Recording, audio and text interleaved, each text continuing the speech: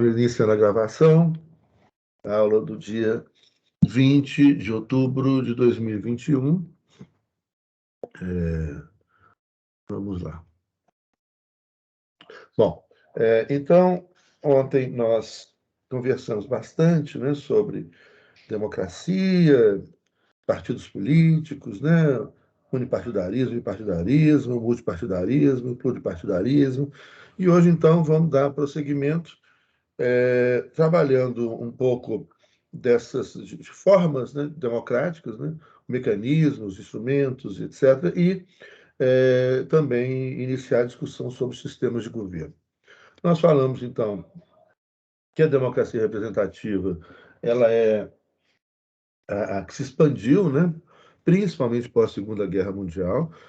Então, a história da democracia, né, ela é uma história recente, né, no Estado moderno, né? Estamos falando isso, né? Da evolução, Estado constitucional, etc, etc.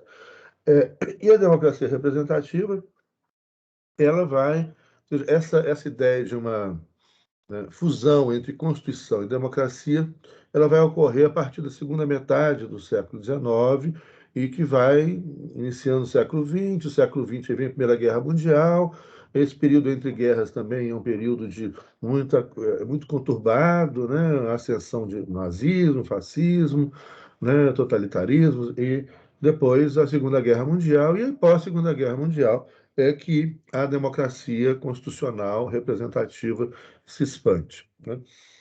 Aqui tem uma relação muito interessante e importante, que é uma base teórica, né, da teoria da Constituição. Vocês vão estudar teoria da Constituição, né, e aí é muito importante entender essa relação entre Constituição e democracia.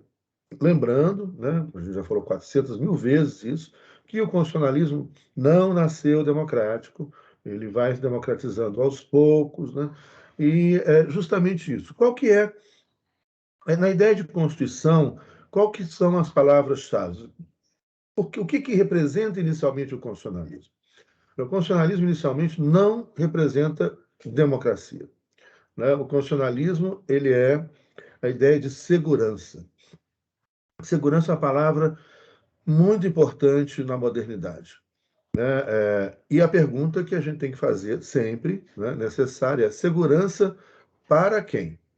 Então, nós já falamos também lá naquela equação da formação do Estado moderno, né, onde há o surgimento do absolutismo, o rei, né, aproxima os nobres, os burgueses, e desenvolvem, criam um Estado, né, e as primeiras instituições desse Estado, os exércitos nacionais, a moeda nacional, né, a polícia nacional, e isso para a ideia é o quê? Esse Estado se constrói para trazer segurança para nobres e burgueses, né? Então, isso a gente já falou bastante. No segundo momento, então, com o surgimento do constitucionalismo, né, o constitucionalismo também vem para trazer segurança, né? Segurança, e aí quando a gente fala do constitucionalismo liberal, segurança contra intervenções indevidas do Estado, do rei, né? Na propriedade privada, dos negócios, nos contratos privados, dos burgueses, né? Essas constituições vêm trazer segurança, proteger direitos daqueles homens brancos proprietários de ricos. Então, Constituição significa segurança, e essa segurança ela vem a partir de outras palavras também muito importantes, né? Que é a ideia de estabilidade e previsibilidade. Isso a gente já ouviu muito falar, né? A necessidade de estabilidade, de previsibilidade mínima para que os negócios possam prosperar, né? Não, valor, a gente já ouviu muito isso aí. Então, por que a ideia de segurança vem vinculada a essa ideia de previsibilidade, né, de estabilidade? É porque a Constituição ela é a lei maior, ela é hierarquicamente superior a todas as demais normas, né? Sejam as leis ordinárias, leis complementares, sejam atos administrativos normativos, né? Os atos políticos, tudo tem que estar de acordo com a Constituição, né? E uma coisa que a gente já falou e que é sempre importante lembrar é que na Constituição não tem nenhuma palavra inútil. Tudo que está aqui é de observância obrigatória. Então, isso tem que partir desse princípio. Aqui você já resolve muito problema. Não existe nada aqui que seja uma declaração de intenção, de valores, discurso. Não. Toda palavra que está aqui, tudo que está aqui, é de observância obrigatória para todo mundo. Né? E principalmente principalmente não, para todo mundo. Tem principalmente não. Agora, essa Constituição, qual que é a ideia? Quando se começa uma fusão, uma aproximação, não é fusão, uma aproximação entre Constituição, né, e democracia, né, que a gente vai começar a falar, então, em constitucionalismo democrático e nessa relação, que é uma relação tensa entre Constituição e democracia. Isso começa a acontecer principalmente na segunda metade do século XIX, gradualmente, como eu disse, com muitas tensões. E isso se afirma principalmente após a Segunda Guerra Mundial e as várias constituições que aparecem após a Segunda Guerra Mundial e outras anteriores, ou que são reformadas ou mantidas, etc. Mas essa ideia se afirma após a Segunda Guerra Mundial. Então você tem, de um lado, Constituição, que significa segurança, e segurança porque era a lei maior. Né? Nada pode ir contra essa lei, é a lei suprema. Então, uma palavra também importante: supremacia constitucional. Ninguém pode mais do que a Constituição. Né? A ideia é que, então, quando essa Constituição se democratiza, você tem um poder constituinte que representa de pessoas eleitas que representam o povo. O titular da soberania, então, em uma democracia constitucional, é o povo. Então, aí, teoricamente, gente, é óbvio, né? Nós estamos falando aqui em teoria. Então, tem um monte de problemas na prática disso, que a gente já falou, já vários. Né? Mas a teoria, o titular da soberania é o povo. E o povo, quando faz uma Constituição, né, essa Constituição, então, inicia, né, a Constituição é que cria o Estado. Né? Então, no Estado constitucional, você vai ter o primeiro ato de criação do Estado. Né? O povo, rompendo com uma ordem que existia antes, cria agora uma ordem constitucional. Você pode pegar isso, então, a Revolução Francesa, né? A Revolução Popular, a Revolução Norte-Americana. Né? Então, essas revoluções, né, representam uma ruptura, no caso dos Estados Unidos, uma ruptura com a Inglaterra, né, a colônia, a metrópole, e, no caso da França, a ruptura com a monarquia absolutista. E ali, então, o povo, em assembleia, tem sempre aquela perguntinha: quem é o povo, né?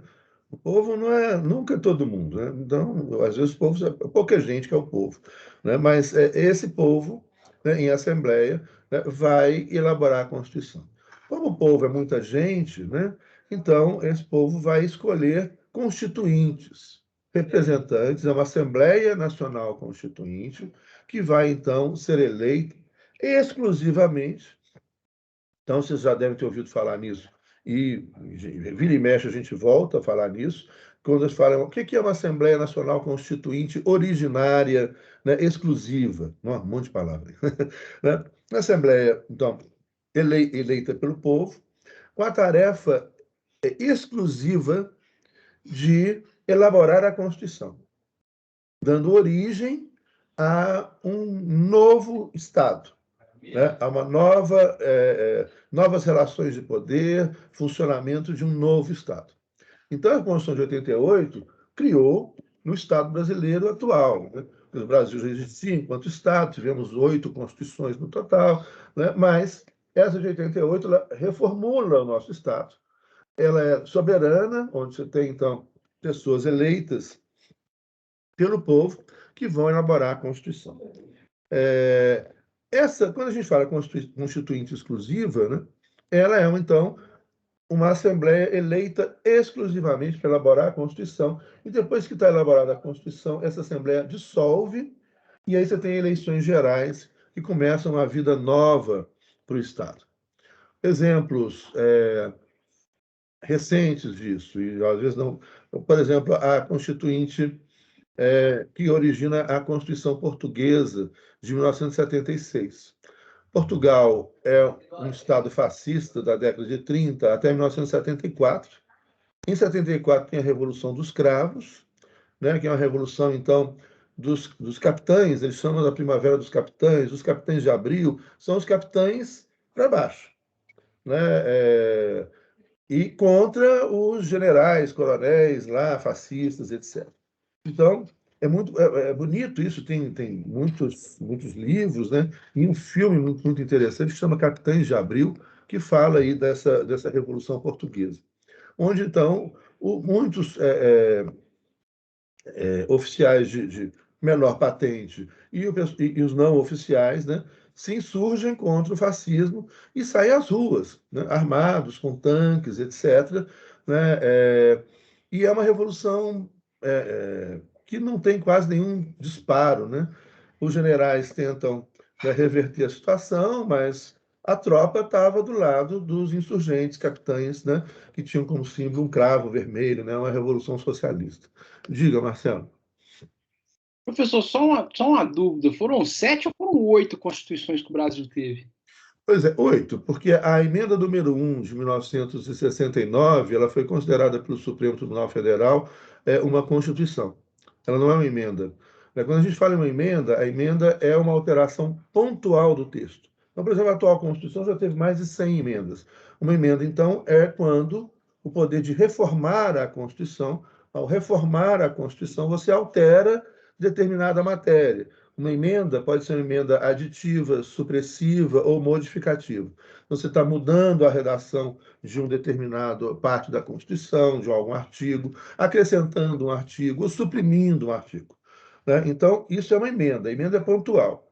Né? Na época da ditadura no Brasil, a gente teve uma Constituição que foi elaborada por um Congresso Constituinte, mas esse Congresso ele era não legítimo, porque muitos deputados, senadores tinham sido cassados, muitas pessoas foram perseguidas, exiladas, mortas, e aí então você tinha um Congresso contra a parede que gerou a Constituição de 1967. Mas essa Constituição, que é produto da ditadura, essa não chega nem a ser aplicada. Há um golpe dentro do golpe. E uma linha dura, é um triunvirato militar, vai outorgar, vai impor uma nova Constituição. Só que eles não chamam isso de Constituição. Eles chamam de emenda número 1 de 1969. Mas não é uma emenda. Por quê? Porque ela muda tudo.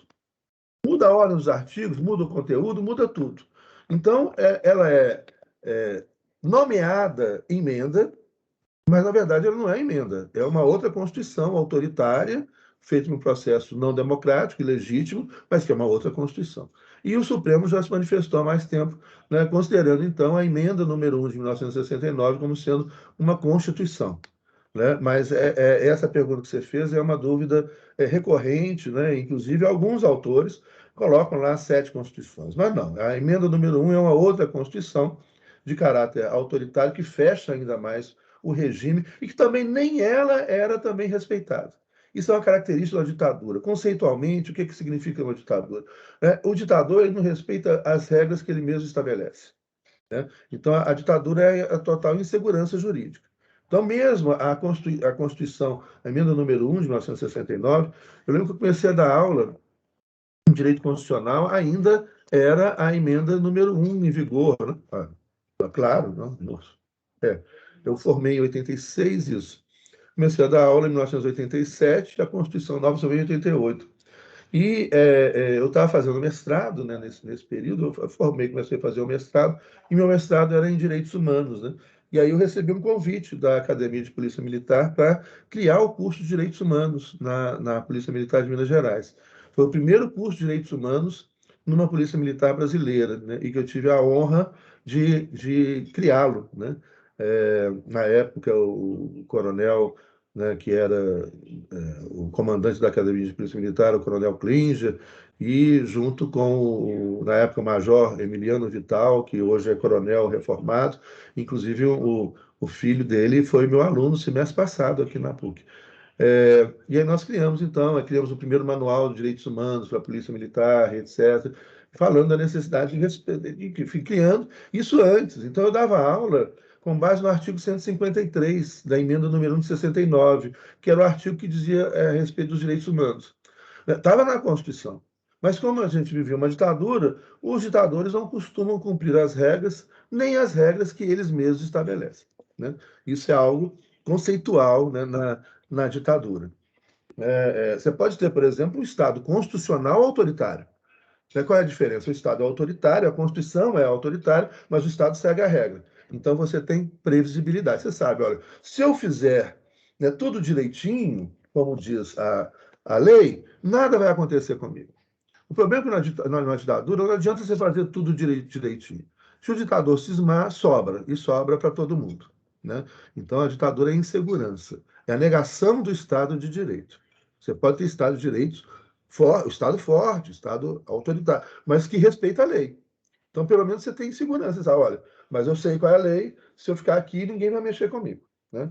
É a diferença de uma ditadura. Bom, então, mas então é isso, vejo que ele considera 8 constituições. Tem uma coleção do Senado. Ah, gente, vale a pena. Se vocês entrarem no site do Senado, lá tem a Subsecretaria de Edições Técnicas do Senado Federal. Né? Tem um monte de livro publicado pelo Senado Federal, baratíssimo, tem alguns até de graça. Eu fui, na época que a gente ainda podia viajar, agora eu fui na subsecretaria lá, ele tem, nossa, são livros assim, livro de R$ 10, você compra a Constituição por R$ 5, e tem uma coleção publicada pelo Senado, vocês ainda conseguem adquirir, eles entregam pelo correio, é baratíssima, são 8 livros sobre as 8 Constituições, né? 1824, 1891, 1934, 1937, 1946, 1967, 69 e 88. E que aí tem um terço da Constituição e documentos e escritos da época. É uma preciosidade isso. É uma preciosidade. Depois vocês procurem, né, que até recentemente, que eu saiba, eles estavam ainda reeditando essa coleção e vendendo e muito barato, muito, muito barato. Ah, Robert, que bom, está disponível em PDF, gratuito. Pronto, resolvido. Ah, que legal, Paulo. Eu acho que eu. Que eu tô com o negócio daqui recente. Foi isso. Legal. Então, pronto, já temos a coleção. Né? Bom, então, voltando lá, nós estamos falando dessa relação entre Constituição e democracia. Na Constituição, inicialmente, vai trazer segurança para homens brancos, proprietários e ricos. É o constitucionalismo liberal. Só que a população começa a se organizar, a reivindicar direitos. Né? Século XIX é um momento de afirmação, né? De construção do proletariado, do operariado, é o auge da Revolução Industrial. Né? Então, onde surge, né, essa discussão, né, de capital versus trabalho, é um momento de expansão do capitalismo industrial, né, o auge da Revolução Industrial. Só que os trabalhadores começam a se organizar e começam a reivindicar direitos, né, e entre esses direitos, o direito de votar. Né? Então, é muito diretamente vinculado para, olha, a conquista do voto secreto, periódico, universal, é uma conquista que vem das reivindicações dos sindicatos, dos trabalhadores, no decorrer do século XIX. Né? Eles não podiam votar, né? A gente já falou do voto censitário. Então, as pessoas que trabalhavam, viviam de salários, os salários eram absurdamente pequenos, né? Não podiam votar, só podia votar o rico, né? É o voto censitário. E então tem um forte movimento de luta pelo voto. E o voto, então, começa portanto, essa aproximação da Constituição como segurança que nega a democracia, essa aproximação da Constituição com a ideia de democracia representativa, majoritária, ela começa a acontecer principalmente a partir da segunda metade do século XIX. Tem alguns países que são precoces. Né? Tem um livro aqui que eu vou escrever para vocês, que é que eu já não escrevi. Olha lá, Robert, obrigado aí. O Robert colocou ali a livraria do Senado. Que é o Geoff Eley, Forjando a Democracia. Livraço e barato também. Ele é publicado por uma fundação, pela Fundação Perseu Abramo. Então você consegue esse livro aí por R$ 60, R$ 70. né? Depende de onde você olha. Se você entrar na Amazon, às vezes vai pagar por R$ 300. Mas você compra, eu sei que você compra por R$ 70. Né? E que tem que ficar atento a isso, né? Porque hoje está essa loucura assim também. Hoje não, já não é de hoje. Esse é um livraço que conta a história justamente da construção da democracia moderna, constitucional, de 1850 até o ano 2000. Livraço, muito interessante. E aí, então, ele vai trabalhar justamente isso. Olha como que é a partir do momento que as pessoas se organizam, que reivindicam, que lutam, aí vão lá, faz greve, vão às ruas, manifestam, a polícia desce o cacete neles, vão de novo, eles descem o cacete de novo. Não é o que a gente viu no Chile agora, recentemente, né? E aí, só que o povo não desiste, vai, e com essa pressão, gradualmente, começa, né, essa aproximação, então, da Constituição, que começa gradualmente a incorporar determinados princípios democráticos, né, superando o voto censitário. Até 1914, né, isso é um dado desse livro aí que eu passei para vocês, né, Forjando a Democracia, do Geoff Healey, até 1914, apenas 4 países no mundo, olha só, repetindo, até 1914, apenas 4 países no mundo tinham uma democracia com voto, o sufrágio universal, secreto, periódico, com garantias de direitos dos cidadãos, né, não serem perseguidos por causa do seu voto, então voto secreto, e com o voto feminino. Quais eram esses países? Quem acertar, eu dou 5 pontos. Ó, uma dica: não é ninguém que vocês pensam.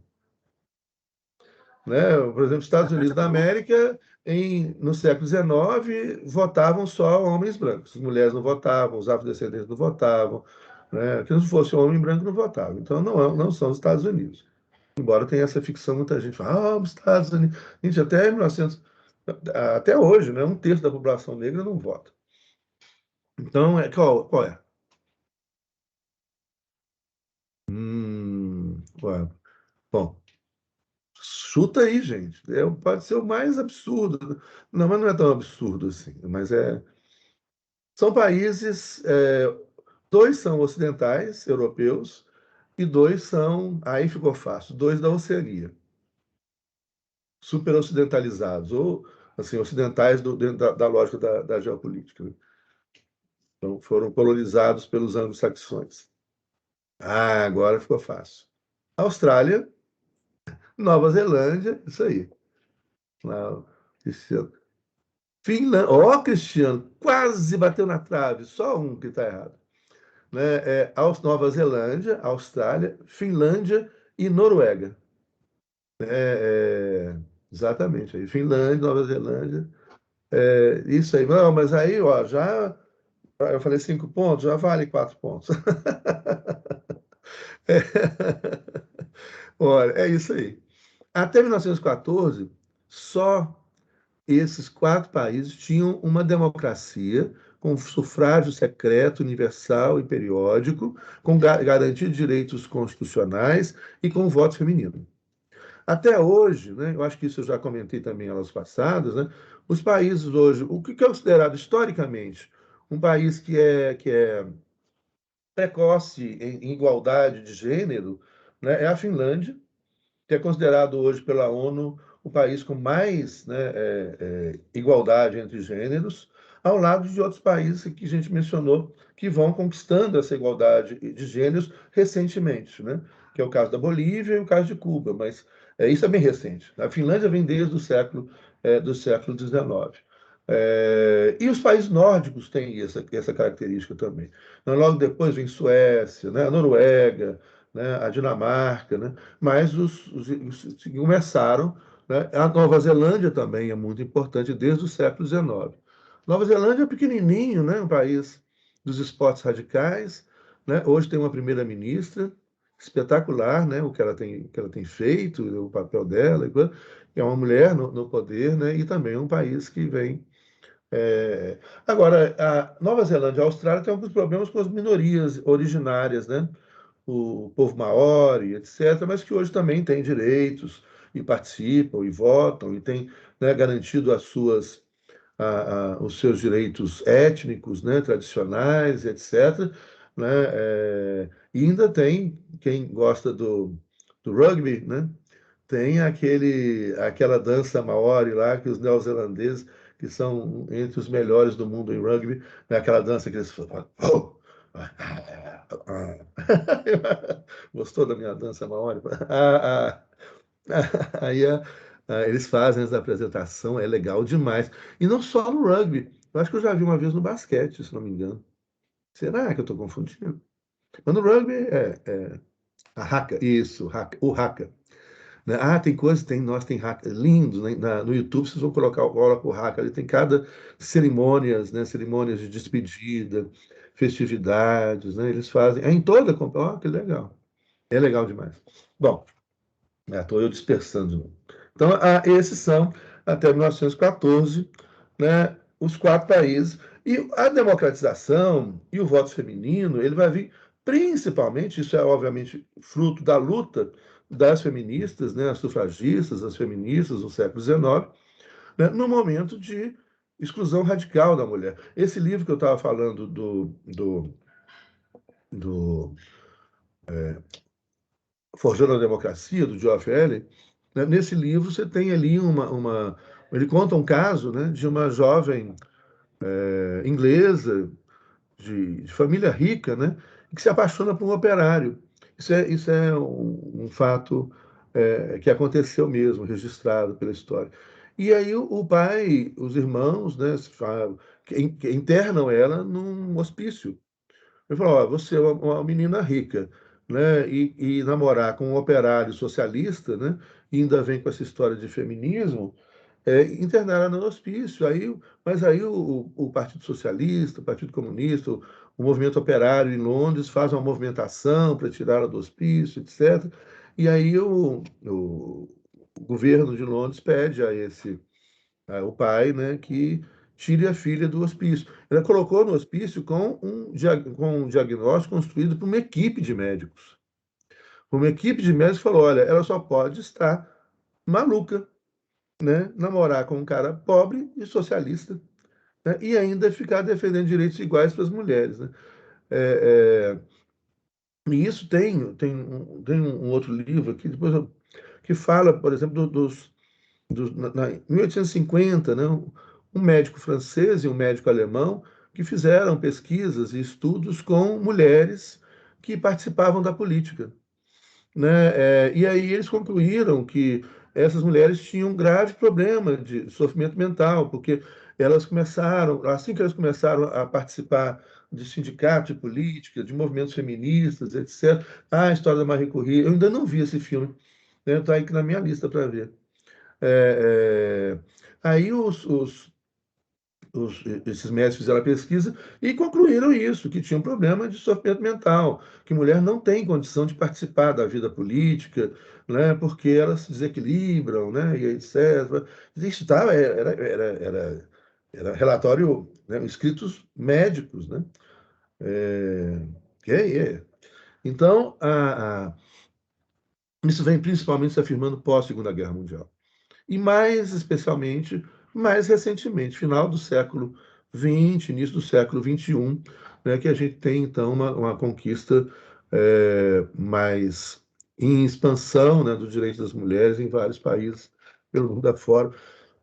E, como eu disse, né, chegando aqui na, na, na América Latina, com Bolívia, com Cuba, Argentina também. A Argentina tem, nossa, a Argentina tem dado passos largos em direção à proteção dos direitos das mulheres, em direitos iguais entre homens e mulheres, né? Importantíssimos, né? A Argentina. Agora, o Chile deve caminhar nessa direção também com a Constituinte. Bom, essas constituições, então, vão gradualmente incorporando, né? A gente vê um processo muito lento, né, de incorporação desses direitos, dos direitos democráticos, etc. E aí, então, tem uma equação, né? Aí eu e as minhas equações, que é o que fundamenta a teoria da Constituição moderna.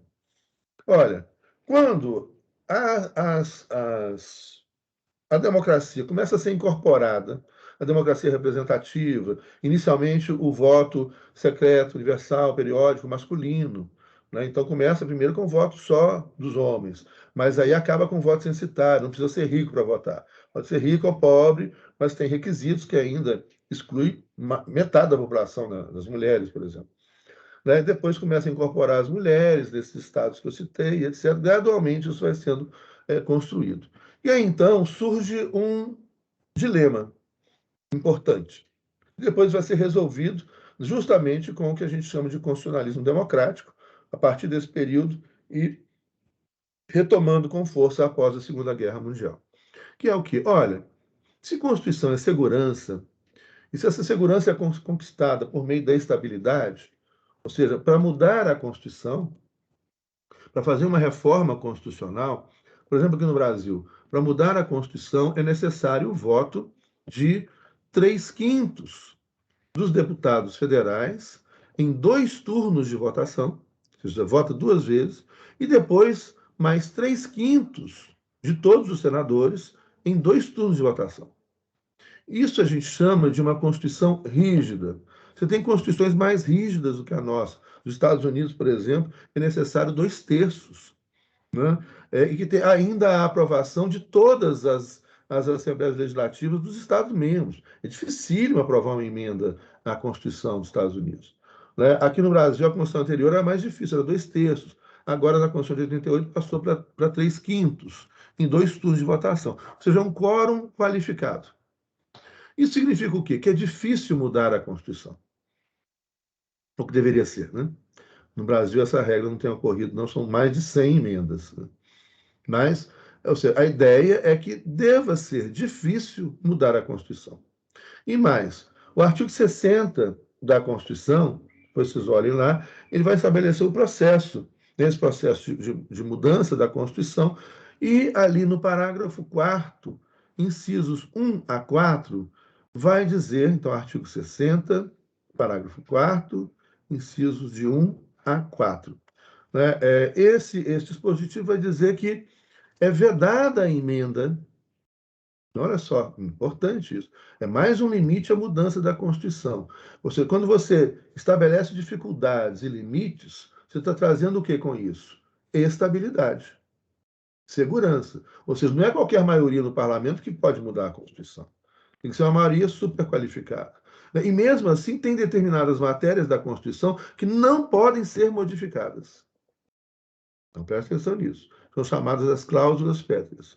Quais são as cláusulas pétreas? Vamos lá, artigo 60 da Constituição. No artigo 60 da Constituição diz: a Constituição poderá ser emendada mediante proposta de 1/3, no mínimo, dos membros da Câmara e dos deputados ou do Senado Federal. Proposta de emenda, tá? Isso não é aprovação, não. A proposta de emenda, então, vem ou de 1/3, no mínimo, dos membros da Câmara ou 1/3 dos membros do Senado, para propor a emenda. Do presidente da República e de mais da metade das Assembleias Legislativas das unidades da Federação, manifestando-se cada uma delas por uma maioria relativa de seus membros. Então, aí, mais da metade, 27 Assembleias Legislativas, contando o Distrito Federal, né, 13, 14, né? A Constituição, e você vê os limites, a Constituição não poderá ser emendada na vigência de intervenção federal, porque aí é um momento de instabilidade, então tem que deixar a Constituição quieta, segura. Né? E aí vem o parágrafo 4º. Vou pular para o parágrafo 4º. Não será objeto de deliberação. Ou seja, não pode deliberar. Presta atenção nisso. Não será objeto de deliberação a proposta de emenda tendente a abolir. Veja bem, não pode deliberar, se deliberar é nula a deliberação, a emenda tendente a abolir. Não é que venha a abolir, não. É que, de alguma maneira, limite, ela seja tendente a abolir. A forma federativa do Estado. Eu não posso ter uma emenda, que importante isso, nós vamos estudar o federalismo daqui a pouco. Eu não posso ter uma emenda que, no lugar de descentralizar, porque federalismo é descentralização, o nosso federalismo é um federalismo centrífugo, né? Ele busca a descentralização. Então, uma proposta que venha centralizar mais poderes na União, ela é inconstitucional, ela não pode ser deliberada. O caminho nosso, então, veja bem, aqui não está proibindo emendas sobre federalismo. Está dizendo o quê? Que não pode ter uma emenda tendente a abolir a forma federativa do Estado. Então, você pode ter uma emenda que venha aperfeiçoar a nossa federação, ou seja, fortalecer mais os municípios, fortalecer mais os Estados-membros. O que não pode deliberar é uma emenda que venha fortalecer mais a União. Depois, vedada a emenda tendente a abolir o voto direto, secreto, universal e periódico. Não pode discutir isso. Não pode discutir para votar. Não pode deliberar, né? Deliberação é discussão e voto, né? Não pode, não pode ser objeto de deliberação. A deliberação é inconstitucional. Você não pode, então, discutir, né, qualquer emenda tendente a abolir. Ou seja, não é que acabe com a democracia, não. Que de alguma forma comprometa, limite o voto direto, secreto, universal e periódico. No mesmo sentido, também não pode deliberar nenhuma emenda que venha abolir a separação de poderes, fortalecer o executivo em detrimento do legislativo ou do judiciário, né? E, por fim, no inciso 4, não pode deliberar emendas tendentes a abolir os direitos humanos. Então, aqui está, inciso 4, os direitos e garantias individuais. Artigo 5º, mas lembrando que os direitos e garantias individuais, as garantias dos direitos individuais são os direitos sociais, econômicos e políticos que já estão ali, né, no inciso 2. Então, você não pode, uma emenda que venha, por exemplo, muita gente fala, pena de morte. Não pode deliberar, não pode discutir. Isso não pode. Isso é cláusula pétrea. Então, uma emenda que venha restringir direitos das pessoas, né? Qualquer que sejam os nossos direitos. Uma emenda que venha restringir nossos direitos previdenciários. Não pode nem deliberar. No caso, deliberou, votou, aprovou e ficou por isso mesmo. Mas isso aí é inconstitucional. Isso são as distorções que a gente vem vivendo aí, né, de um tempo para cá no nosso constitucionalismo. Não pode perder direitos trabalhistas. Não pode. Direito fundamental, isso é direito humano universal. Não pode. Perder liberdades individuais, não pode. Né? Liberdade de expressão, não pode. Né? Entendendo o que também é liberdade de expressão. Né? Ultimamente, as pessoas estão falando que liberdade de expressão é o direito de mentir, de fake news, isso não, isso é crime, não pode. Paulo, castração química em caso de estupro também não pode nem deliberar. Paulo, isso vai dar, isso. A questão vai ter gente que vai falar que isso não é uma restrição a direitos, mas é restrição a direitos. Então, assim, eu diria que isso não pode nem deliberar, não pode. Agora, mais uma vez, chama a atenção disso, né? Uma coisa é a Constituição, a interpretação da Constituição. Então, existem interpretações que se contradizem, né? Existem interpretações forçadas, né? Por motivações políticas. E existe simplesmente, vou fazer, faz e ficou por isso mesmo. Né? Agora, eu acredito, né? E essa é a minha opinião, que é acompanhada assim, de muitos colegas de direito constitucional e tudo, que sim, é uma restrição a direitos. Né? Mas, enfim, como eu disse, essa é uma discussão aberta, né, aqui no Brasil. Bom, bom, é isso. Então, voltamos lá. Como é que dá essa relação? Olha só, Constituição é segurança, né? E democracia é risco. Olha o problema. Por que democracia é risco? Democracia é possibilidade permanente de mudança. Então, quanto mais democracia, mais risco. Né? Quanto menos democracia, mais segurança. Né? Eu prefiro a liberdade e o risco, né, do que segurança. Mas esse é um outro problema recorrente, né, nas discussões do constitucionalismo versus democracia, que faz com que os apoiadores do presidente do Brasil, removendo páginas da internet, não se enquadrem com falta de... Não, de jeito nenhum. De nenhum, isso aí, Hernani, isso não é novo de forma nenhuma. Né? A liberdade de expressão, é o que a Constituição fala, liberdade de expressão política, filosófica, religiosa, liberdade de consciência política, filosófica, religiosa. Se liberdade de expressão, assim como toda e qualquer liberdade, todo e qualquer direito individual, né? E a gente já trabalhou esse conceito lá quando a gente falou do Estado social, a função social da propriedade. Ou seja, a propriedade não é um direito absoluto. Não há direito absoluto. Quando você fala assim, liberdade como direito absoluto, isso vira fascismo, nazismo. É a liberdade mais forte de matar o outro, de fazer o que quer. Né? Toda liberdade, em um Estado constitucional, toda liberdade tem que ter limites para que possa ser exercido por todo mundo. Isso não é novidade de forma nenhuma, isso vem desde o século XVIII nos Estados Unidos. Né? Século XIX para as constituições. Você tem liberdade, mas a sua liberdade, o seu direito vai até onde começa o direito do outro, né? Aquela frasezinha histórica. Então eu tenho liberdade de expressão, mas, por exemplo, no Código Penal, há quantas décadas, né? O Código Penal já fala, você tem liberdade de expressão, mas eu não posso usar minha liberdade de expressão para caluniar ninguém. Ou seja, eu não posso chegar e falar, fulano é ladrão. Se eu falar isso, eu sou o criminoso e não fulano. Eu só posso falar isso se eu tiver prova. Aí eu chegar e falar, olha, fulano é ladrão e eu tenho as provas aqui, e eu provo. Aí, tudo bem.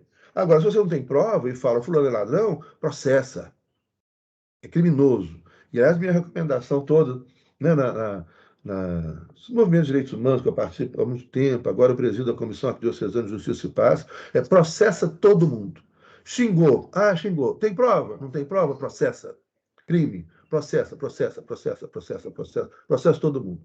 Fulano falou no meio da rua, ah, fulano é ladrão. Tem prova? Não, processa. Processa. Porque isso não é liberdade de expressão. Não é liberdade de expressão, ninguém tem liberdade de mentir. Né? Ninguém tem liberdade de, na mentira, causar instabilidade da ordem democrática, da ordem jurídica. Né? Como, por exemplo, teve, agora, ontem era o julgamento, eu fiquei sabendo o resultado, não sei se ainda teve resultado, mas era para ser ontem o resultado, não sei se vocês acompanharam isso, de um deputado que, na época da eleição presidencial, ele começou a soltar fake news falando que as urnas estavam fraudadas, que tinha fraude, etc. Isso é liberdade de expressão? Não, isso é crime. Ele tem que ir para a cadeia. Crime. Então, a liberdade, toda liberdade tem limite. Para que todo mundo seja livre, tem que ter limite. Se você só fala, todo mundo faz o que quer, é o mais forte. Isso é nazismo. Né? Aí o cara, o mais forte, vai matar o mais fraco. Aí é o governo do mais forte. Né? Isso é o caos. Né? Então, é limite. Né? Bom, voltando então, como é que eu dou conta dessa equação? Né? De um lado, democracia é risco, porque democracia, como eu estava falando, é a possibilidade de mudança permanente.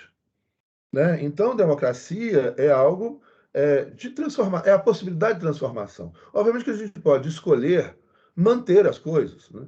Você pode ter uma decisão democrática conservadora. Falar, não, olha, a gente está vivendo uma sociedade tranquila, muito boa. Suíça é muito conservadora. Mas o que, que eles estão conservando? Estão conservando uma sociedade rica, né, bastante igualitária, né, com criminalidade quase zero, né, com saúde pública, com educação pública, com previdência social, né, com emprego. Então, não, vão conservar, tá legal. Então, não vão ficar, a gente não precisa ficar mudando mais o tempo todo. Isso é muito interessante da Suíça, porque, por exemplo, tem eu acho que não sei se eu contei isso para vocês, acho que não. Eu estudei um tempo com bolsa de estudos, né, no doutorado na Suíça. E quando eu cheguei lá, tinha uma encomenda do meu orientador de doutorado aqui, pedindo melhor livro de direito constitucional que eu encontrasse nas livrarias suíças. Eu estava em Genebra, entrei numa livraria, perguntei lá para o cara, falei, olha, eu queria um livro de direito constitucional, mas assim, o que é considerado mais completo, o melhor, etc. Aí o cara foi lá, trouxe 3 volumes, né, um tratado de direito constitucional. E eu fui olhar a data, isso vai, longa data, foi em 1993, né? Aí, muito tempo. Freud. Aí o cara chegou, foi olhar a data da edição do livro, em 1969. Eu falei, não, o senhor não entendeu, que era um livro atual. Né? Aí ele perguntou, né, falou, mas o senhor é de onde? falei, olha, eu sou do Brasil. Ah, o seu país é muito novo. Ele foi muito respeitoso. Assim. O seu país é muito novo, as coisas mudam o tempo todo. Você tem. Isso ele não falou, não. Isso eu vou falar. A gente tem emenda da Constituição toda hora, todo semestre lança um livro novo de direito constitucional. Aqui na Suíça não é assim. Esse é o último. Eu falei, porque não muda. As coisas estão estáveis. Agora a Suíça tem crise também. Agora o mundo inteiro tem, até a Suíça tem crise. Mas é estável, então não muda. Então não precisa lançar um livro todo ano, né? Não precisa, se estudou, né, a Constituição ficou a mesma, né? Durante 20, 30 anos. Né? Então, essa ideia aí da estabilidade, né? E de como que esses estados vão, portanto, aumentando essa ideia de estabilidade constitucional, e as mudanças, então, são menores. Né? É uma democracia, a Suíça é uma democracia, inclusive, que experimenta várias formas democráticas, que eu vou explicar agora, né? Como a democracia participativa, democracia representativa, democracia deliberativa, democracia consensual, democracia direta, democracia semidireta, democracia plebiscitária. Né? Lá só não tem sorteio, que a gente encontra na Grécia, na França, no Canadá, sorteio de cidadãos. Então, mas é uma característica, né, de uma determinada sociedade em um determinado momento da sua história também, que a história agora tá difícil para todo mundo, até para eles. Então, mas a democracia, então, em geral, significa justamente essa possibilidade permanente de mudar. Né? E essa busca de mudança, né, na maioria dos casos. Bom, então aí como é que eu faço a compatibilidade? Olha só como é que é uma tensão. De um lado, a Constituição, que é estabilidade, dificuldade, né? Ela dificulta a mudança, com a dificuldade de mudança, ela gera estabilidade, com a dificuldade de mudança, ela gera previsibilidade. Isso é um dos fatores que a Constituição traz, né? Ou seja, agora, né, para mudar a Constituição, você tem um processo difícil. Então, e tem alguns direitos que são imutáveis na Constituição. Os direitos humanos, por exemplo, né, os direitos individuais. Então, quando surge isso, fala, olha, o que eu quero, o que a gente quer? Quando isso começa lá no constitucionalismo liberal, esses direitos são os direitos individuais só, né, que são os direitos de propriedade, etc.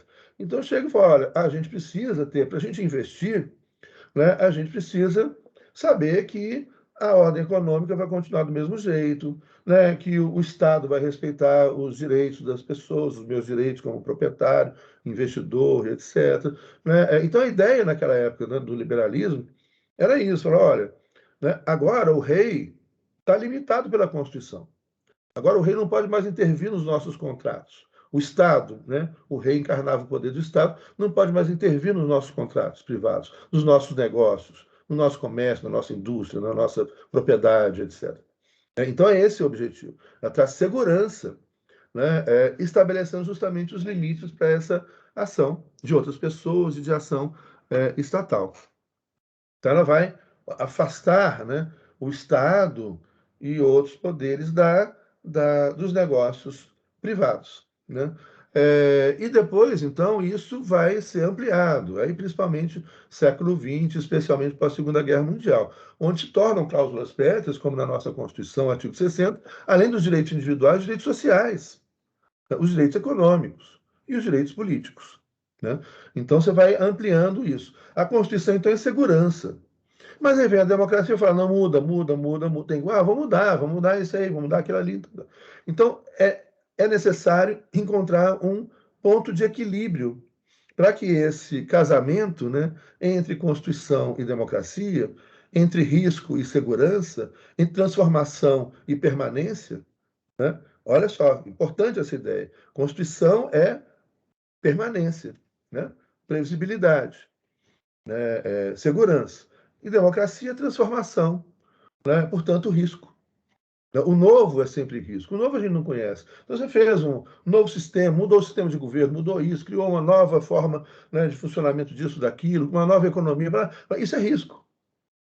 Então, como é que vai dar essa tensão? Essa tensão, então, vai surgir justamente com essa busca do equilíbrio entre mudança e permanência. Ou seja, você pode mudar até um determinado ponto. Então, democraticamente, você pode escolher governos, né, que tenham políticas que representam ideologias diferentes, que tenham políticas públicas diferentes, você pode eleger governos diferentes, né? Mas esses governos eleitos têm limites. Lembra que a gente falou ali, né, do constitucionalismo social? Tem limites, que não pode ultrapassar isso aqui. Né? Então, tem limites tanto no campo, né? Uma Constituição social não pode virar liberal, assim como uma Constituição social não pode virar socialista. Tem limites, que são isso aqui que eu li, por exemplo, no artigo 60, 70, 170, aliás, né, da Constituição, e que a gente vai encontrar em vários outros dispositivos. Tem limites. Olha, você pode mudar até um certo ponto. É o artigo 60 da Constituição.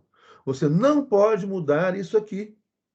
E por quê? Ah, professor, então isso não é democrácia? Eu posso que não vou mudar, né? Eu não posso restringir os direitos humanos, eu não posso restringir a democracia, eu não posso restringir a separação de poderes, afinal de contas, eu quero uma intervenção militar, eu quero um governo autoritário. Não, não pode nem discutir. Mas então, é, é, isso não é. Não. E eu vou contar uma historinha que vai ajudar a gente a entender esse equilíbrio constitucional entre democracia e segurança. Né? Uma pergunta: seria legítimo? Possível não é, né? Mas, por exemplo, já teve alguns casos na história. Vou pegar aqui um caso, olhei aqui no mapa aqui, a Argélia. A Argélia viveu isso na década de 1960. Né? A Argélia era um Estado socialista, autogestionário, né? Interessante, uma democracia autogestionária, socialista, parecido com a Iugoslávia. E aí, então, teve um momento onde teve as eleições, e aí, então, o Partido Islâmico, um partido religioso, fundamentalista, vence as eleições. E ele vence as eleições dizendo o que ele ia fazer. Ou seja, se a gente vencer as eleições, né, essa democracia pluralista, né, esses socialistas, esses liberais, vão todos para fora. Não vai ter mais nada disso aqui. Vai ser uma república islâmica, a Argélia. Ou seja, então, no jogo democrático, representativo, eleitoral, ele disse ao que veio, né? Eu vou implantar uma república islâmica. Né? As leis, né, religiosas agora vão ser aplicáveis, né, nos tribunais. Então, ele disse o que veio. E ganhou a eleição. Isso pode? Não, isso não pode na esmagadora maioria das constituições democráticas do planeta. Por quê? Porque você tem limites, como o nosso. Né? Aqui isso não, não pode acontecer, né? Embora recentemente tenha sido tentado reiteradas vezes pelo atual presidente fazer isso. Né? E muita gente, né, defendendo intervenção militar. É muito estúpido, né? Porque você pega. Um dia eu vendo uma manifestação de 7 de setembro, né? As pessoas estavam defendendo a intervenção militar, reclamando da polícia militar. Eu falei, mas vocês estão defendendo isso, gás lacrimogêneo, é pancada. E agora vocês estão recebendo o que vocês estão defendendo, vocês não estão bons? Ah, mas você defende para os outros, né? Quando sobra para você, não defende, não. Só que na ditadura sobra para todo mundo. Dá para todo mundo. Então, qual é a lógica? Olha, tem uma história do Ulisses. Ulisses, aquele personagem, né, mitológico, grego, que ele sai viajando pelo mundo a caminho. Para rir mesmo, Hernani. Rima bem feito, vocês não pediram intervenção militar, está aí, ó. Olha o que é o poder militar, né? Leva a cacetada, meu amigo. Então, a Ulisses ele saiu a caminho de Ítaca, que era uma ilha, né? O destino, então ele passa a vida inteira caminhando para Ítaca e passa por diversas aventuras, etc. E entre as aventuras, o Ulisses ele vai passar, ele está num navio, numa embarcação, e a gente vai passar para a região onde tem sereias. E as sereias, elas têm um canto, né? Da expressão canto das sereias. O canto das sereias, ele é irresistível. Então, a pessoa que ouve o canto da sereia, ela vai atrás da sereia, ela não resiste ao canto da sereia. E as sereias devoram essa pessoa, matam essa pessoa. Só que o canto da sereia é absolutamente irresistível. Aí o Ulisses falou, eu quero ouvir o canto da sereia. Aí os marinheiros falaram, não vai. Porque se você for ouvir o canto da sereia, você vai morrer. Todo mundo morreu. Você vai morrer, não vai não. Vai não. Aí Ulisses, então, ele faz uma proposta, faz o seguinte, vocês vão me acorrentar, né, no mastro do navio, os marinheiros todos por uma proteção de ouvido, para não ouvir o canto da sereia, e ele vai ouvir o canto da sereia, mas ele vai estar acorrentado. Então ele está querendo sair dali, mas não consegue sair dali. Desesperado, querendo sair dali, não consegue sair dali. Né? Esse é exemplo de pessoas que defendam intervenção militar e ditadura. Né? O que que é? Olha, você não precisa experimentar o mal para saber que ele faz mal. Você não precisa experimentar um veneno para saber que o veneno vai te matar. Você lê lá na coisinha lá do veneno, isso aqui é limpador de tela. Você lê lá na coisinha lá, olha, vem uma caveira aqui, né? Esse produto é venenoso, a sua ingestão vai causar a morte. Só que tem pessoas que nunca viram a pessoa morrer de veneno, né? Fala, ah, não, mas eu quero experimentar, eu quero experimentar. Fala, não, não experimenta não, cara, você vai morrer. Não, mas eu quero experimentar a ditadura, eu quero experimentar a ditadura, eu quero experimentar a intervenção militar. Os militares no poder é muito melhor. Nunca houve nenhum regime ditatorial que tenha gerado desenvolvimento, crescimento e bem-estar para ninguém na história da humanidade em nenhum momento. Né? Mas, e por isso que colocou na Constituição. Não experimenta. É igual o rótulo do veneno. Não experimenta, não, que você vai morrer. Não pode deliberar isso, que você vai morrer. Vai sobrar para você, ou para parentes seus, ou para pessoas que você ama. Vai morrer. Não precisa experimentar o veneno. Né? Aí, essa é a função, então, da Constituição. Fala, olha, democraticamente, vocês podem escolher um monte de coisa, mas tem coisas que não são permitidas à escolha. Esse é o artigo 60, parágrafo 4º. Vocês não podem escolher acabar com a federação, porque isso compromete a democracia, centraliza poder, e todo poder centralizado acaba em ditadura. Vocês não podem escolher acabar com os direitos humanos. Não é porque você acaba com os direitos humanos, acaba com a garantia das pessoas, os direitos humanos são todas as pessoas, né? Vai acabar com a liberdade, vai acabar com a sua segurança social, vai acabar com a previdência, vai acabar com a legislação trabalhista, vai gerar insegurança e vai gerar, né, infelicidade, insatisfação e mortes, né? Mortes e mortes. Né? Então não pode, não experimenta não. Isso já foi tentado, não funcionou. Não vai acabar com a separação de poderes. Por quê? Porque a separação de poderes é fundamental para a democracia. Né? Se você concentra todo o poder, legislativo, executivo, judiciário, na mão de uma pessoa, como na monarquia absolutista, a gente experimentou isso, gente. Monarquia absolutista não funcionou, não. Vocês estão querendo de volta? Acabar com a separação de poderes? Não, não pode. Não pode nem deliberar. Então é isso que significa as cláusulas. Isso é algo basilar na teoria da Constituição. Básico. Né? Quando você fala em democracia constitucional, é isso. A vontade da maioria tem que ter limites. Né? Assim como a Constituição, ela limita, mas ela garante direitos que não podem ser tocados. Né? Então você pode mudar muita coisa. Emenda a Constituição, você pode mudar muita coisa. Mas tem determinadas matérias que não podem ser mudadas para restringir. Pode ser mudada. Você pode fazer uma emenda sobre direitos humanos? Pode. Para aumentar os direitos, não para reduzir. Pode fazer uma emenda sobre federalismo? Pode. Para aumentar para aperfeiçoar o federalismo e não para comprometer o federalismo. Você pode fazer uma emenda sobre separação de poderes? Pode, para aperfeiçoar a relação entre os poderes, mas nunca para acabar com a separação de poderes.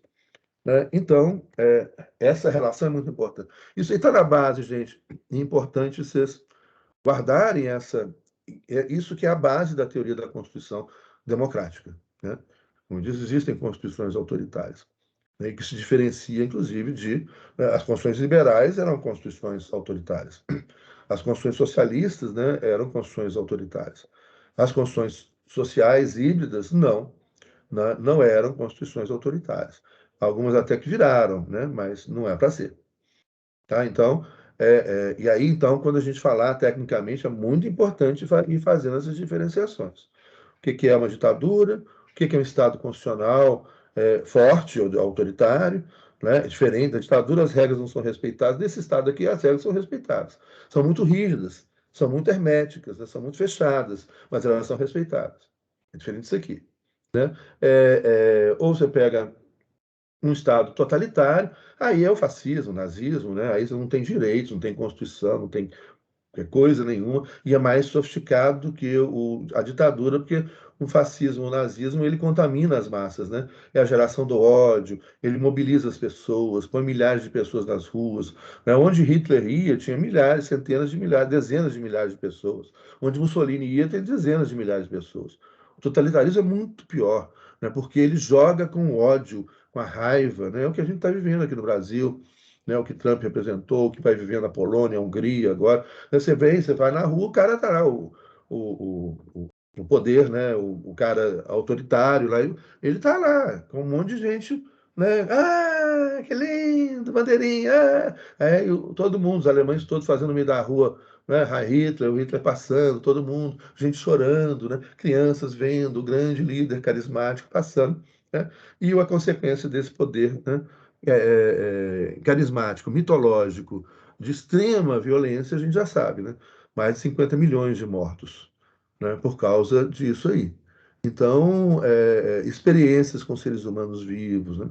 Não, uma tragédia, um horror, lixo, né? É lixo, lixo da história, é o mal, né? Na sua essência, né? De jeito nenhum. Não, Paulo. Pois é, não. Aí você tem o totalitarismo de esquerda ou isso, stalinista, né? Então você tem um poder concentrado na mão de um líder, né? E que acaba virando estranhamente, gente, porque isso não tem nada a ver com o socialismo e muito menos com o comunismo, né? Mas eles vestem a coisa do comunismo é o fim do Estado, como a gente já falou, e viram, né, viram o líder carismático que ainda se aproxima até de um certo absolutismo, né, histórico, porque o poder passa de pai para filho. Né? Você tem o Kim Jong-un, que passou para o Kim Jong-il, para o Kim Jong... E ele está lá, a família, a irmã do... Qual que é o atual, gente? É o Kim Jong... Gol! Gol de quem? Gol de quem? Gol do Atlético. Parabéns aos atleticanos. Tá aqui, o meu filho tá vendo ali. O Atlético vai ser campeão brasileiro. Mas, ô, gente, né, merece. Eu sou cruzeirense, mas não. Tem que, não, gente. Né? Afinal de contas, tem que, claro, tá com a equipe boa e tudo. Espero que meu filho não esteja ouvindo isso, que vai ficar com raiva os dois. Fala, pai, você está torcendo para o Atlético? Eu falo, não, estou torcendo para o Atlético, não, mas, gente, deixa os caras ganhar, né? Um golaço, hein? Que ótimo. Sim, eu tenho 4 filhos, né? Mas o mais velho é atleticano, os 2 do meio cruzeirense, e a mais nova não está nem indo para futebol. Quando ela era pequenininho, eu lembro uma vez caiu uma coisa na casa, assim, né? Um copo, sei lá, e aí quebrou, fez barulho, ela, Gaio! Eu falei, não, filha, Gaio não, é Cruzeiro! Mas no final ela não liga para futebol, né? 2 gols? Ó, tá 2-0. Mesmo, gente. Vocês vão me avisar no segundo. Bom, então voltemos para a matéria, né? Então, você tem isso aí que está na base da teoria da construção. Fundamental não esquecer isso. Vai ser muito útil, né, para vocês, inclusive para interpretar as decisões do Supremo Tribunal Federal, né, em que termos se dá isso. Por exemplo, o Supremo Tribunal Federal, ou as cortes constitucionais, têm funções que são chamadas de funções. Preste atenção nessa palavra, vocês vão ouvir falar muito em direito constitucional. Funções contramajoritárias. Ou seja, o STF ele tem a obrigação de decidir preservando a Constituição, mesmo que seja contra a maioria democrática. Isso é uma função contramajoritária. Que é isso? De repente a maioria foi contaminada por isso. A gente estava falando lá do fascismo, nazismo, né? Dezenas de milhares de pessoas seguindo Hitler, etc. Aí essas pessoas contaminadas para aquele momento histórico, pelo ódio, pela propaganda, etc., vão começar a defender um monte de barbaridades. Né? E aí a função da Corte Constitucional é chegar e falar: não, é uma função contra-majoritária. Essa decisão, né, da maioria não pode ser feita. Né? Não, não é legal, não é constitucional, ela é nula. E vocês não podem decidir contra as cláusulas pétreas da Constituição, né? Aqueles direitos fundamentais né, que estão na Constituição, né, os direitos humanos, a democracia, a separação de poderes, federalismo. Tá bom?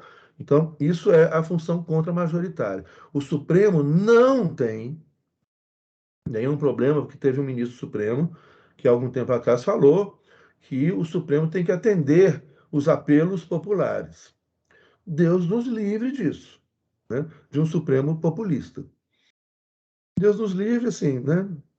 Já tem, né? Um pouquinho, já tem, né? Mas, enfim, mas não é, enfim, né? Enfim, tem uma função contra, que é a função contra-majoritária. O Supremo não tem que responder às expectativas populares, não. O Supremo tem que corresponder, ele é guardião da Constituição, está escrito na Constituição. Ele tem que responder à Constituição e garantir os nossos direitos constitucionais contra momentos onde há alguma exacerbação, algum exagero, algum, né, delírio político, né, alguma contaminação autoritária e etc. Aí, mais do que nunca, é que tem que funcionar o guardião da Constituição. O STF fala não. Ah, mas nós somos centenas de milhares. Não. Pode dizer milhões. Não. Não pode. Então, essa é a ideia, a teoria do constitucionalismo democrático moderno, né? Essa teoria começa a surgir lá nos Estados Unidos e França. Tem nenhuma novidade aqui que eu estou falando. Século XVIII e vai expandindo no século XIX, e com a democratização vai essas garantias, né, que eram só para homens brancos, vai virando garantias para todas as pessoas, né, como deve ser, pelo menos, né, legalmente, né, no texto legal, no texto constitucional, é de todos. Agora, para que seja efetivado como de todos, né, isso também depende de várias coisas, né? Então, também uma outra questão que vocês têm que pensar sempre. Uma coisa, né, é a Constituição. Você pode ter uma Constituição linda, maravilhosa. Outra coisa é a efetividade da Constituição. Então, aí você tem, se vocês entrarem no site da ONU, né, entra lá onu.org e dentro do site da onu.org tem lá um link para o Programa das Nações Unidas para Desenvolvimento Humano, PNUD. E lá tem a situação, o PNUD, ele mede, né, é um cálculo, né, é um cálculo matemático, onde então se atribui pesos para determinadas questões. Onde você mede, então, quais são os países. Obviamente, gente, que se você muda o peso ou muda as questões, muda o resultado, tá? Então, isso aí, nós estamos aplicando matemática, ciência social. Então, é frágil, mas nos dá um indicativo, tá? Então, leiam o PNUD como um indicativo, a partir de dados confiáveis. Então, você tem lá, e aí você vai fazer o cálculo. Ah, nesse país aqui tem direitos sociais. Então, o número de médicos por habitante é muito grande. Por exemplo, o maior número de médicos por habitante que tem no mundo é Cuba. Então, Cuba está super bem na área de saúde. O maior número de enfermeiros por habitante, por grupo de habitantes. Né? Depois você tem lá na educação, o maior número de professores por grupo de habitantes. Você pega a Finlândia, um professor para cada 10, 11 alunos. Né? E aí vai. E você começa a estabelecer essa medição. Ah, tem liberdade de emprego? Então, tem direitos sociais? Tem. Sua saúde, educação? Tem. Então, valeu tanto ponto. Tem direitos de liberdade de imprensa, liberdade de expressão? Tem, não tem, vale tanto ponto. Tem direitos políticos, de votar, ser votado, eleições secretas, periódicas, se tem, não tem, vale tanto ponto. E aí, então, você tem essa medição que a ONU, né, anualmente, ela divulga, né, dos países com muito alto nível de desenvolvimento humano, de alto nível de desenvolvimento humano, de médio nível, de baixo nível de desenvolvimento humano. Né? Dos países com alto nível de desenvolvimento humano, por exemplo, na América Latina, segundo a ONU, são poucos. Né? É a Argentina, o Chile e Cuba. Só os três. O Uruguai está lá, é o primeiro excedente. O Uruguai está quase, né? Ali virando um país com alto nível de desenvolvimento humano. Agora, é aí que você tem que ver os dados. Cuba, professor, Cuba tem saúde para todo mundo, tem moradia para todo mundo e tem educação para todo mundo. Isso coloca Cuba lá em cima. E aí Cuba vai cair no plano dos direitos individuais. Para a pessoa mudar de uma cidade para outra, tem que ter autorização do Estado, etc. Você tem um forte controle sobre a imprensa. Então, perde ponto aqui. mas os pontos no campo social são tão altos que compensam os pontos no campo individual. Já no Uruguai, por exemplo, já é uma outra medição, né, que você tem, né, não tem, enfim, é isso, né, não vou ficar explicando caso a caso, mas é entender isso, que a gente vai ter então um retrato do grau de efetividade constitucional. Ou seja, esses direitos estão aqui, saúde, educação, previdência, liberdade, democracia, etc. Em que medida que eles saem daqui e se efetivam na realidade? Né? Então, isso, obviamente, mais uma vez repetindo, que isso é um mero indicativo. Né? Se eu quiser, dependendo do cálculo, se eu quiser dar mais peso para os direitos individuais, você muda o resultado. Se eu dar mais peso aos direitos sociais, muda o resultado. Né? Então, aqui, óbvio, né? Eu tô falando, isso é relativo, gente. É um mero indicativo. Né? A gente usa da matemática, da ciência social, como indicativo, para nos ajudar a chegar a, né, enfim, indicações, né? Mas isso não é ciência social, não é ciência exata, né? Nós estamos usando uma ciência exata para estabelecer uma equação, um cálculo que vai dar indicativos para a gente, né? E obviamente esse próprio cálculo, né, a própria equação, ela é ideológica, né? Então, que é justamente o momento onde eu estabeleço o peso disso. Eu estabeleço peso igual, se eu peso para lá ou peso para cá, né, vai dar resultados diferentes. Bom, então, é importante levar sempre em consideração isso, tá? Ter uma Constituição maravilhosa não significa que essa Constituição é efetiva. Levando em consideração os dados do PNUD, os países que aparecem no melhor nível de desenvolvimento humano são, mais uma vez, os da Escandinávia, com maior grau de efetividade constitucional, tanto em direitos sociais, como em direitos individuais, direitos políticos e direitos econômicos. Então, é uma população que tem um salário bom, uma população de classe média, né, com saúde pública, educação pública de qualidade, previdência social, né, com valores dignos, né, e segurança, e liberdade individual, e pluripartidarismo, etc. Então, são os que aparecem sempre ali no topo. Né?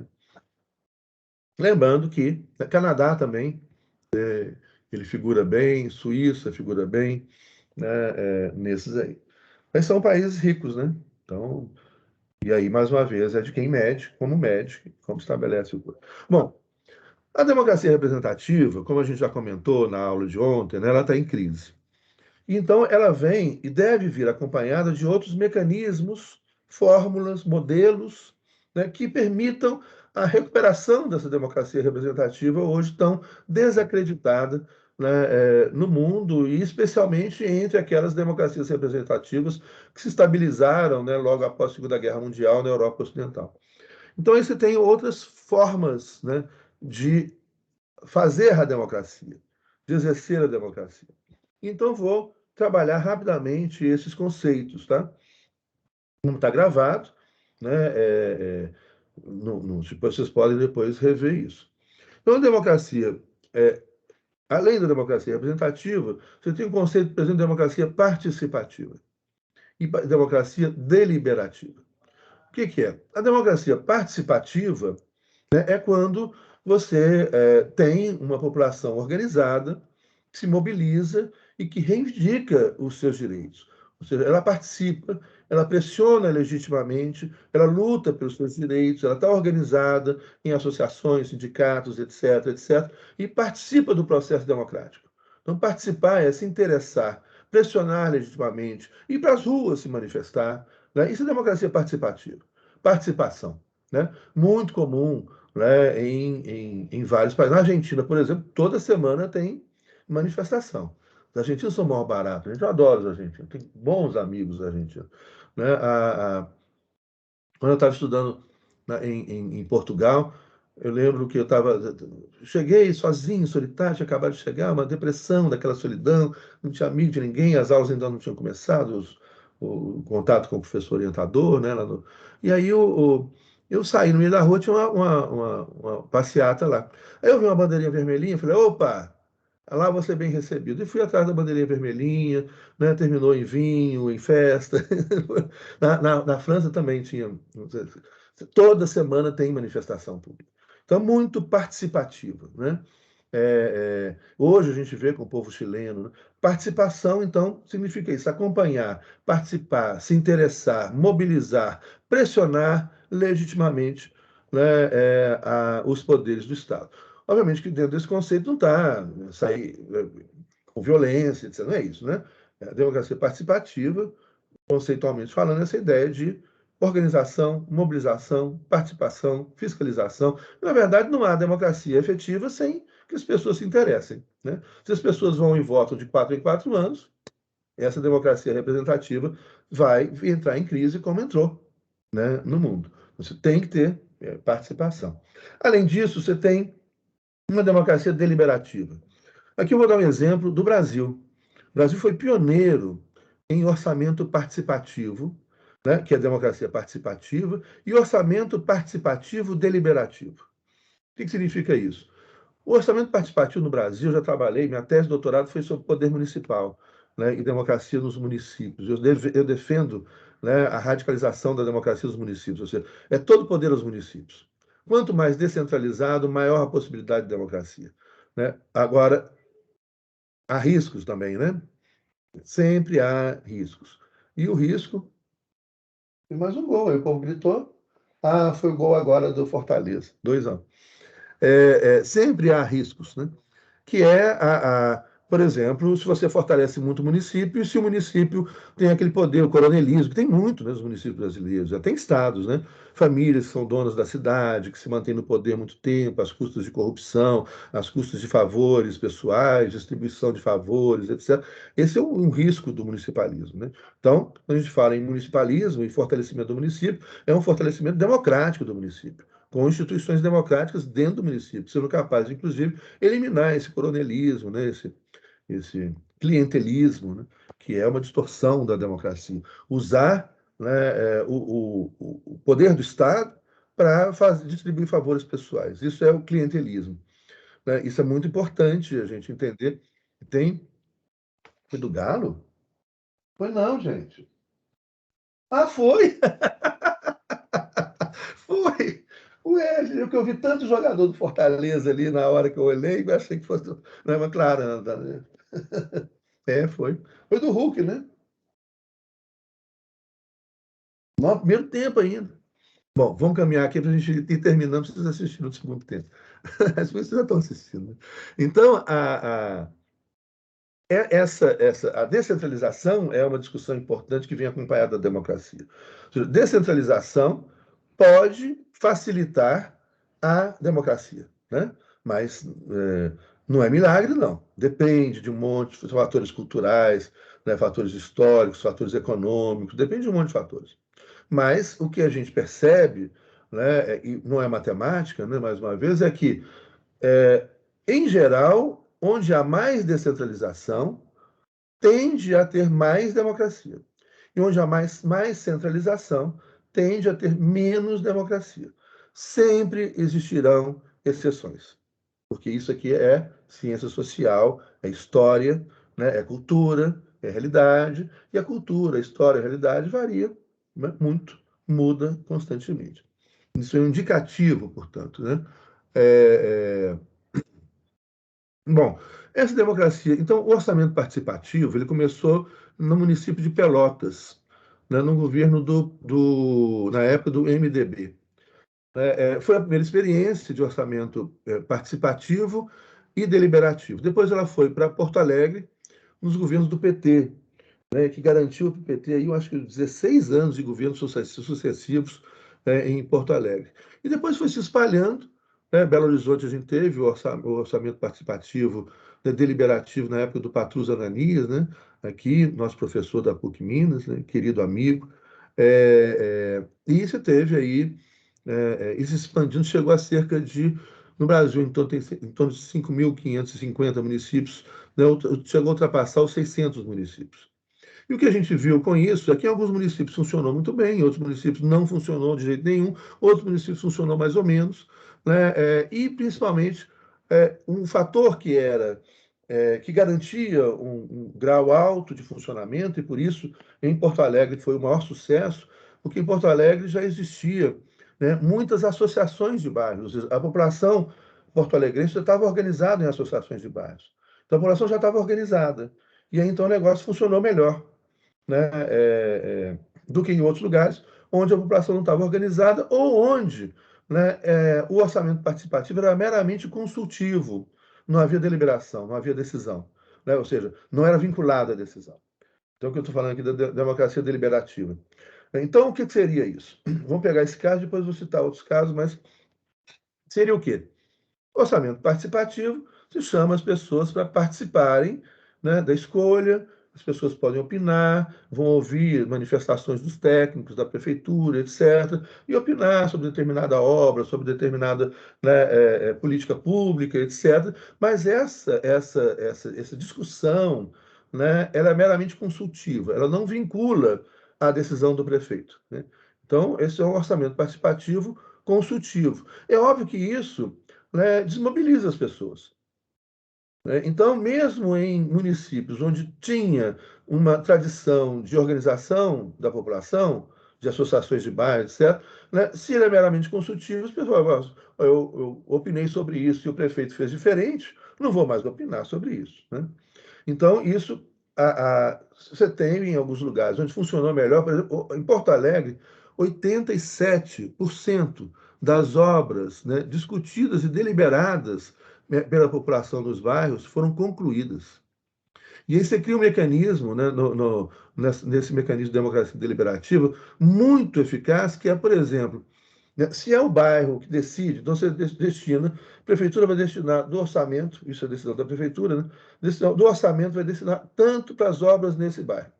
E aí manda um técnico, né? Porque você tem que ter o auxílio de um técnico, fala, ó, essa obra é necessária, esgoto aqui é necessário por causa disso, disso, disso, né? A praça do bairro é necessária por causa disso, disso. Isso aqui, né, enfeite, vai dizer, ó, e vai deixar a população, então, a partir da assessoria técnica sobre as obras, a dificuldade da obra, o preço da obra, a necessidade da obra, etc. A partir da assessoria técnica, a população decide, fala, nós queremos usar esse recurso nessa obra. E aí o que começou a acontecer, por exemplo, em Porto Alegre? Que a população, as associações de bairros, começaram. Tranquilo, Rob, já estou acabando também. Boa noite, tudo de bom. A população começou a criar, a escolher cidadãos, né, munícipes, ali naquele bairro, para acompanhar a obra. Não existe melhor meio de fiscalização de recursos públicos contra a corrupção do que o controle da própria sociedade.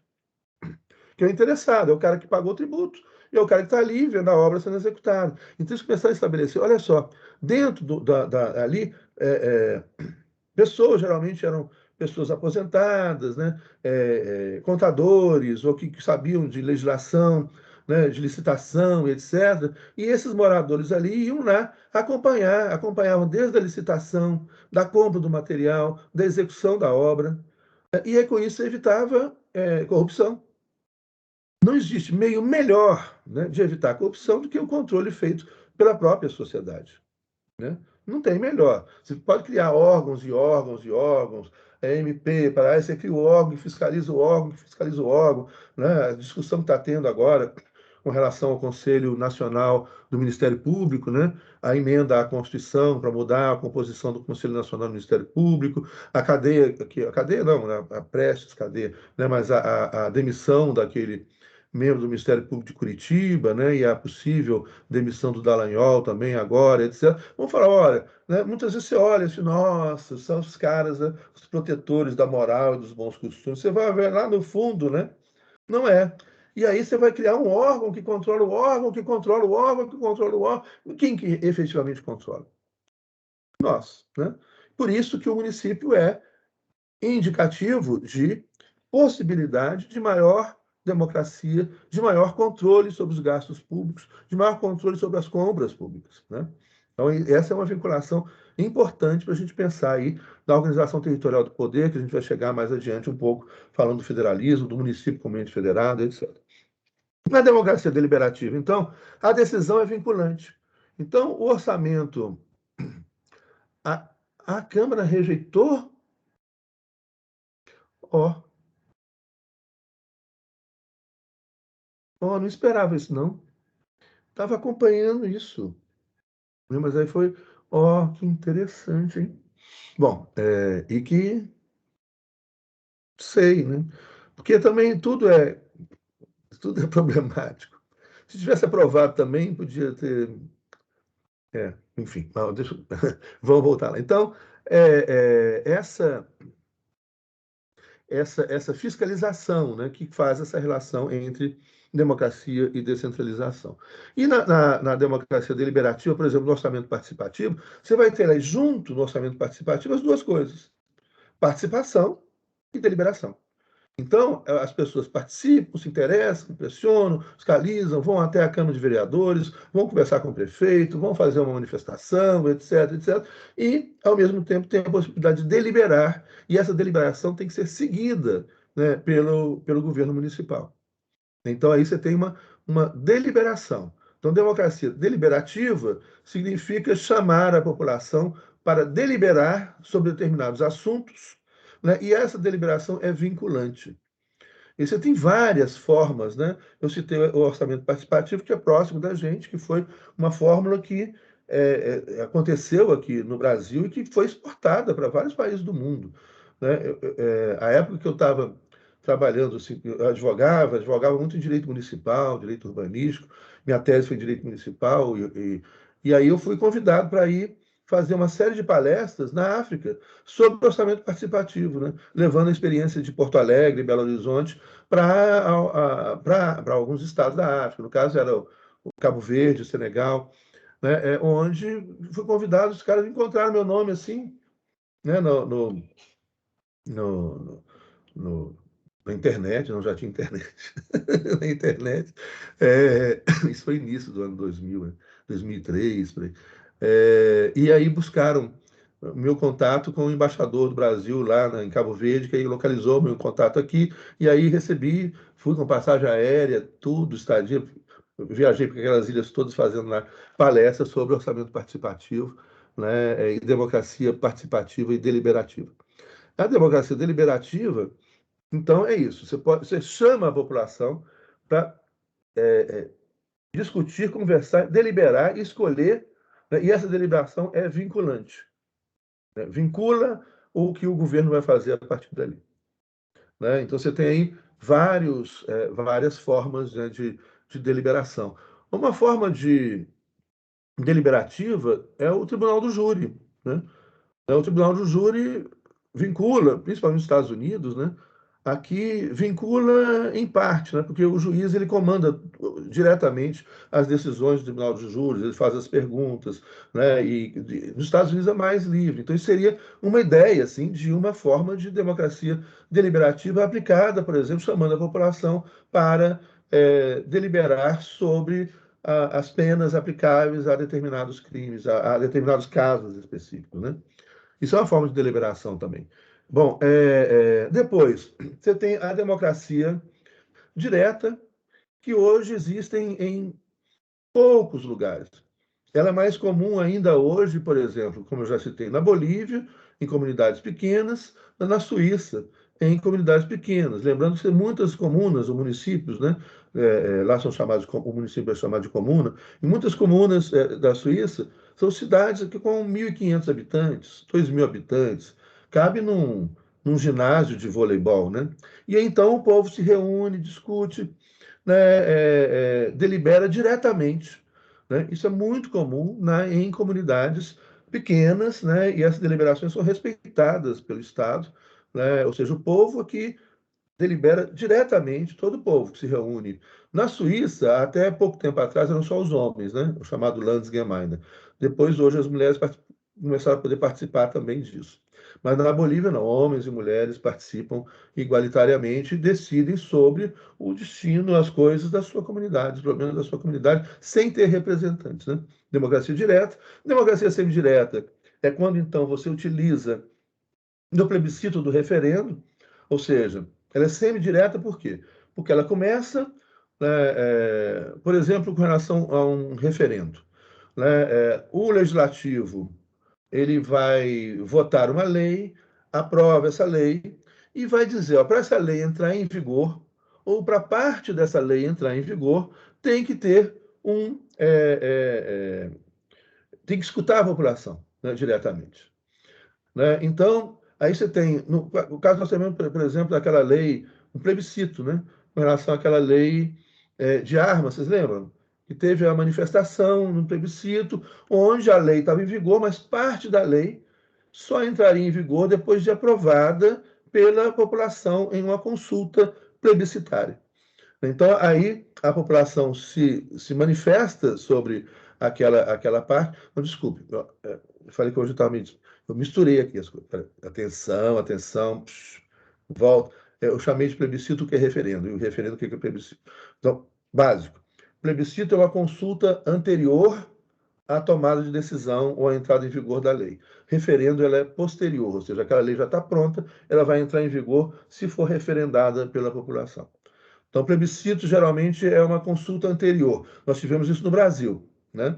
Onde, então, nós escolhemos num plebiscito, em 1993, entre o parlamentarismo e o presidencialismo, e entre a monarquia e a república. Então, o plebiscito, a população foi chamada para falar: vocês querem república ou monarquia? Vocês querem parlamentarismo ou presidencialismo? O povo decidiu, isso vinculou o parlamento, que teve então, né, e que, no meu caso, manteve, que já estava na Constituição. Né? Mas o plebiscito é uma consulta simples, é um sim ou não, quero isso, não quero isso, né? Sou a favor disso, sou a favor disso, né? Sou a favor da eutanásia ou contra. Agora, a favor da pena de morte ou contra. Agora, como que vai funcionar o parlamentarismo? Os legisladores é que vão decidir. Como que vai ser a pena de morte? Vai ser enforcado, guilhotinado, né? Envenenado, fuzilado. Que coisa absurda, ridícula isso. Né? Isso aí são os parlamentares que vão decidir. O plebiscito é essa consulta anterior, que vincula, quero isso. Né? Quero legalizar a eutanásia no Brasil. Agora, como que vai ser feito isso? Vai ser feito pelos legisladores. Tá?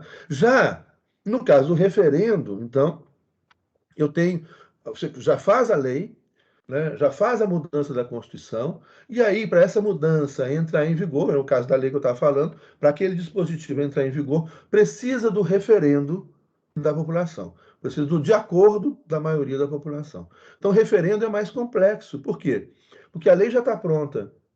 Né? A Constituição está pronta. Por exemplo, a Constituição da França, de 1958, teve que ser referendada pela população. A Constituição da Bolívia, de 2009, foi referendada pela população. A Constituição do Equador, de 2008, foi referendada pela população. A Constituição da Venezuela, do ano 2000, foi referendada. Então, o que significa?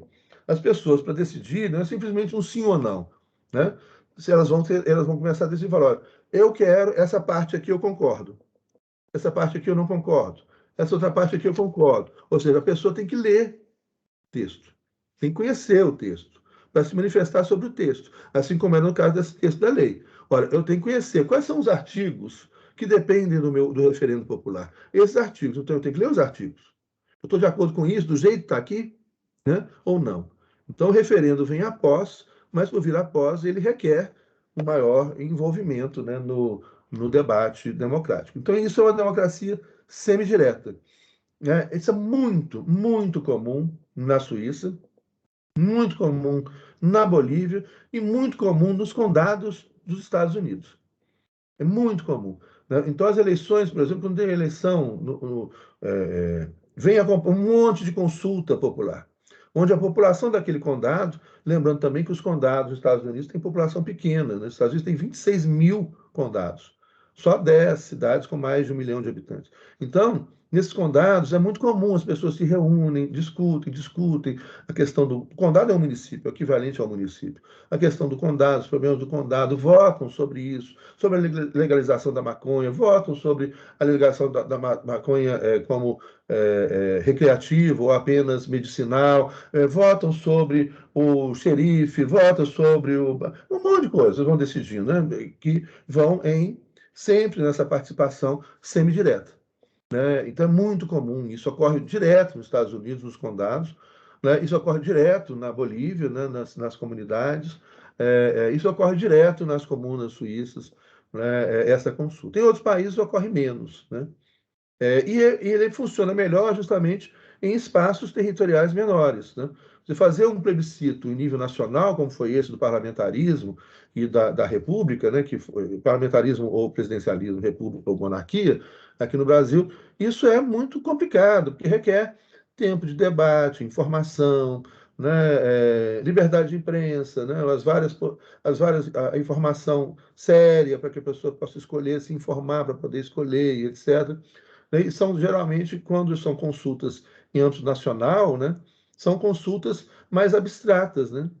Então, que envolve também um conhecimento maior. Já na cidade, a consulta diz respeito ao que está acontecendo com você na cidade. Então, o referendo e o plebiscito, a democracia semidireta, funciona muito melhor em espaços menores do que em espaços grandes. Depois, geralmente, quando se fala, uma expressão que vocês vão ouvir também, democracia plebiscitária, é isso, é quando você usa recorrentemente o plebiscito. Mas esse uso recorrente do plebiscito pode ser para o bem e pode ser para o mal. Por quê? Depende. Se a população está bem informada, se a população participa, está mobilizada e etc., né, é importante. Isso acontece no nível local, você sabe sobre o que você está decidindo.